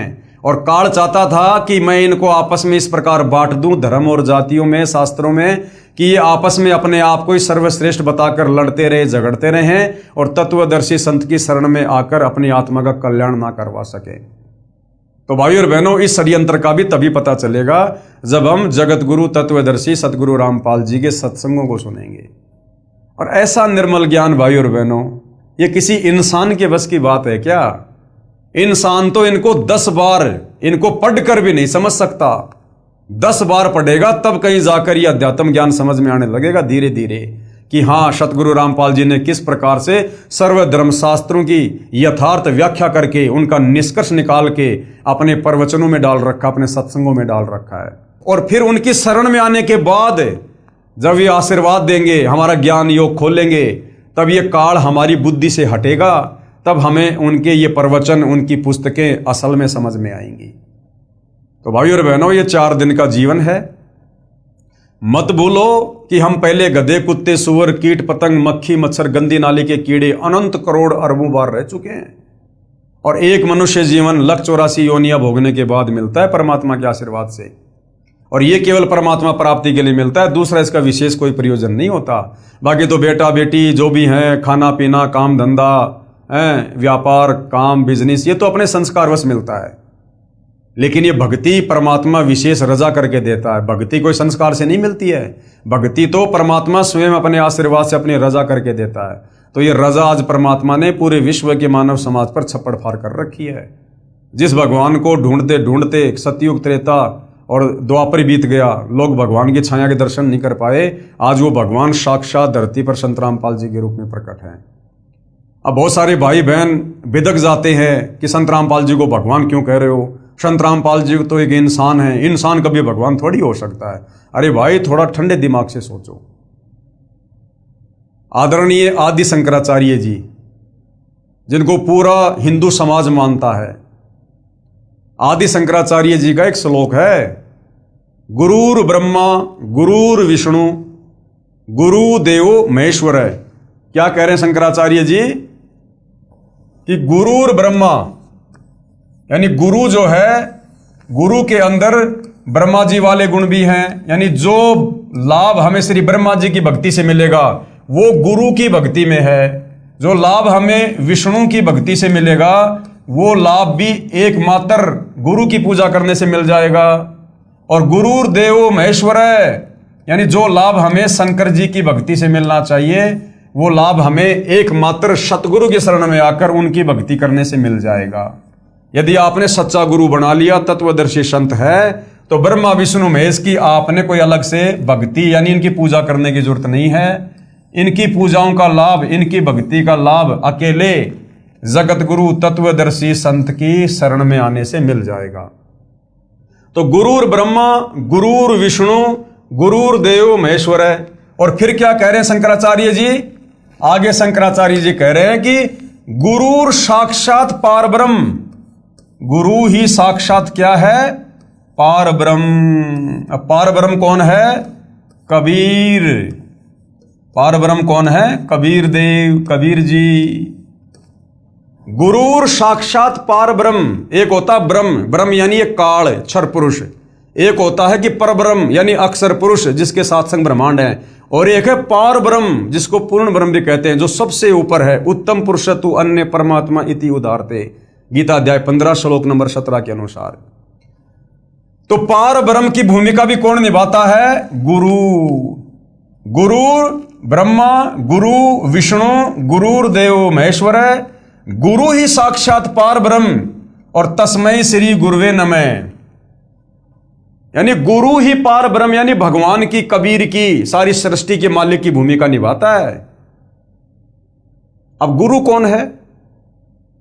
गुरु की भूमिका कौन करता है? अब गुरु की भूमिका कौन करेगा? इंसान। कौन? गुरु की भूमिका कौन करता है? इंसान। अरे शंकराचार्य भी तो एक गुरु थे। क्या थे वो? इंसान। ये दुनिया भर में जितने भी गुरु हैं ये कौन है? इंसान। तो वो परमात्मा इंसान नहीं होता, लेकिन वो इंसान की भूमिका करता है, इंसान बनकर लीला करता है आप और हम तक अपना ज्ञान समझाने के लिए। तो गुरु ही ब्रह्मा, गुरु ही विष्णु, गुरु ही देवो महेश्वर है, और गुरु ही साक्षात पार ब्रह्म यानी परमात्मा की भूमिका करता है। और तस्मै श्री गुरुवे नमः। तो गुरु आएगा तो कैसा दिखेगा? इंसान जैसा दिखाई देगा, क्योंकि ज्ञान देने के लिए भगवान ने गुरु बनना पड़ता है। गुरु बिन ज्ञान नहीं। और गुरु कैसा होता है? कोई जानवर जैसा थोड़ी होता है। गुरु इंसान की तरह होता है। इंसानों को समझाने के लिए भगवान इंसान ही तो बनकर आएगा। इसलिए भाई और बहनों, आप भी सही कह रहे हो कि कोई इंसान भगवान नहीं हो सकता। बिल्कुल सही बात है, इंसान भगवान नहीं होता।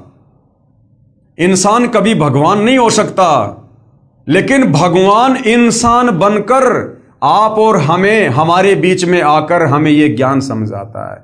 क्योंकि हम इंसान तो इंसानों की भाषा समझेंगे ना। भगवान तो हाथी बन के आ जाएगा, क्या हम समझ जाएंगे उनकी आवाज को? इसलिए इंसान भगवान नहीं हो सकता। सत्य कह रहे हो आप। जो लोग कहते हैं कि सतगुरु रामपाल जी तो इंसान हैं, इंसान भगवान कैसे हो सकता है? बिल्कुल इंसान भगवान नहीं हो सकता। जीव जीव होता है, पी पी होता है, लेकिन भगवान अगर इंसान बनकर आ जाए तो उनको कौन रोक दे भाई? भगवान तो जो मर्जी रूप धारण कर ले, वो तो सर्वशक्तिमान है, सर्व सिद्धियों का स्वामी है। तो आज सतगुरु रामपाल जी इंसान नहीं है, ये इंसान बनकर आप और हमें समझाने की लीला कर रहे हैं। तो भाई और बहनों, समझो, विचार करो।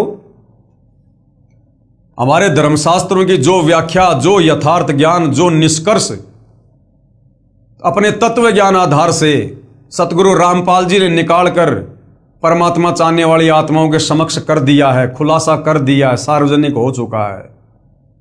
क्या सतयुग से लेकर त्रेता, द्वापर और कलयुग बीत गया 5000 साल, क्या सतगुरु रामपाल जी से पहले ये ज्ञान इस प्रकार से किसी ने बताया, समझाया?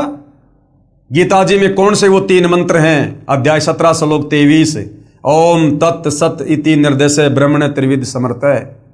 क्या आज तक हमारे किसी भी आचार्य, शंकराचार्य, धर्मगुरु ने, क्या ब्रह्मा विष्णु महेश तक ने, क्या आज तक हमारे को इन 3 मंत्रों के भेद के विषय में बताया कि इनके पीछे कौन से मंत्र छुपे हुए हैं? क्या इन 4 वेदों से, गीता जी से किसी ने आज तक कबीर परमेश्वर का नाम निकालकर बताया? क्या किसी ने ये यथार्थ सृष्टि रचना समझाई? और जो जो उनके शरण में आ गए, आज लाखों के गुरुदेव ने उम्र बढ़ा रखी है, असाध्य रोगों को परमेश्वर ने ठीक किया है, उनको भक्ति के योग्य बनाया है। डॉक्टर भी हैरान कि ये मिरेकल हो गया, चमत्कार हो गया। तो भाई और बहनों, परमात्मा स्वयं सतगुरु रामपाल जी के रूप में धरती पर प्रकट हैं। और भाई, जब तक आपने कभी जिंदगी में आम खाए नहीं, और यदि आम के कोई गुण गाएगा तो आपके समझ में आएंगे नहीं, उसके लिए आम खाना पड़ेगा। तो सतगुरु रामपाल जी की शरण में आना पड़ेगा, उनके सत्संग सुनिए, पुस्तकें पढ़िए, तब आपको पता चलेगा कि वास्तव में परमात्मा कौन होता है, परमात्मा में क्या गुण होते हैं। और फिर देखिए किस प्रकार से परमेश्वर आपको हर प्रकार से चौतरफा आपको लाभ देंगे। परमात्मा आपके काम धंधे में भी, आपकी खेती बाड़ी में भी, आपके बिजनेस में भी, और भक्ति मार्ग में तो दिन दोगुना रात चौगुना आप जी प्रफुल्लित होते जाओगे। तभी तो हमें विश्वास होगा, तभी तो दृढ़ता आएगी कि वास्तव में ये काम तो भगवान के हैं। इस प्रकार से तो भगवान ही कर सकता है, इंसान अपने बलबूते पर नहीं कर सकता। तो भाई और बहनों, ज्ञान देने में, समाधान करने में सतगुरु रामपाल जी, परमेश्वर जी ने कोई कमी किसी भी प्रकार की नहीं छोड़ी है। अब यदि मोक्ष नहीं हो पाया, हम नहीं करवा पाए, तो इसमें आप और हमारी स्वयं की गलती होगी भाई। और उसके लिए फिर परमात्मा हमें कभी माफ नहीं करेगा, कभी माफ नहीं करेगा फिर। तो भाई और बहनों, हम तो केवल आप जी से हाथ जोड़कर विनती कर सकते हैं, प्रार्थना कर सकते हैं, इस सुअवसर को मत चूको। परमात्मा नर रूप में, यानी नारायण स्वयं नर रूप में धरती पर प्रकट हैं। पहचान लो, पुस्तकें पढ़ लो, सत्संग सुन लो, अन्यथा ये 4 दिन का जीवन है, ये झूठा ठाठ बाट है, काल ने उलझा रखा है। कल को ये मटकी फूट जाएगी, शरीर छूट जाएगा, गधा कुत्ता बना के छोड़ देगा। रोटी के टुकड़े के लिए सुबह सुबह 50 घरों में घूमोगे, कोई जूत देगा, कोई लठ मारेगा, फिर खेत में जाके लैट्रिन गोबर खा के पेट भरना पड़ेगा।